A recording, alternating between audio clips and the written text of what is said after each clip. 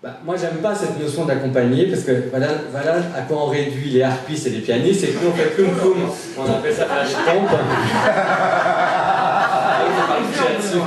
Parce que quand un flûtiste vient vous voir en tant qu'harpiste, alors il joue des mélodies à toute vitesse, des belles mélodies, et puis dessous il vous demande de faire des pompes, on appelle ça des pompes, c'est-à-dire on fait des ploum ploum, des accords et tout. Bon, moi ça m'intéresse pas de faire ça.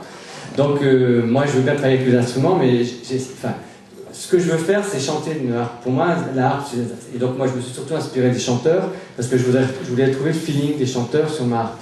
Bon, j'y suis arrivé plus ou moins, ça dépend des cas, mais mon idée c'est de faire chanter l'harpe comme une voix humaine, et donc je veux pas être accompagnateur justement. Par contre, je fais des rencontres avec des musiciens, on joue ensemble, mais je les accompagne pas. C'est eux qui t'accompagnent? Non, on joue ensemble, c'est des rencontres d'égal à égal.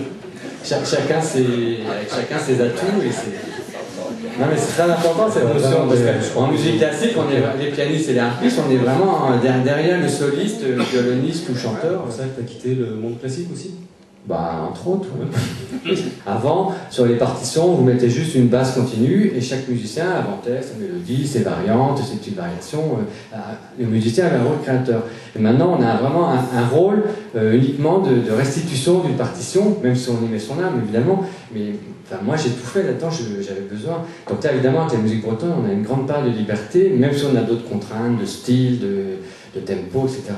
On a une grande liberté, chacun peut inventer sa propre musique. Donc moi j'avais besoin de ça.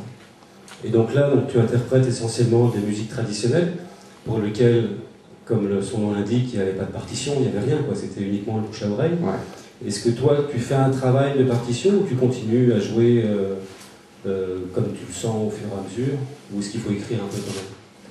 Je pense qu'au XXIe siècle et même au XXe, on ne peut pas se passer de l'écrit non plus, il ne faut pas être complètement dans sa tour d'ivoire. Je pense que l'oralité c'est passionnant, et en Bretagne on a gardé une tradition très ancienne d'oralité, puisqu'on a encore des chanteurs de l'ancienne tradition qui ont appris avec leurs parents, avec leurs grands-parents, qui ont un répertoire qui a 5-6 siècles et qui savent absolument pas lire la musique. Bon, ça c'est magnifique. Par contre, moi en tant que professeur, je trouve ça important que mes élèves puissent travailler d'oreille de façon très libre, puissent aussi écrire la musique et composer de la musique qu'ils peuvent écrire.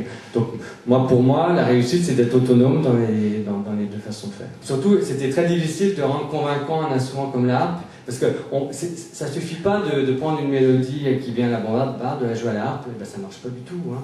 Donc j'étais pas tout seul, on était toute une équipe de pionniers entre guillemets, et c'était un gros travail de réinvention, puis on s'en est pris quand même plein la gueule, parce que le milieu trad n'a pas été tendre. Quoi, cette harpe, c'est pour les classiques, tu vas pas jouer ça. Je me suis fait refuser des entrées à des concours de musique traditionnelle alors que je venais jouer des gavottes, des trucs comme ça. Ah non, on veut pas de harpiste ici, Et qu'est-ce qui te plaît le plus? Alors dans quoi tu t'éclates le plus?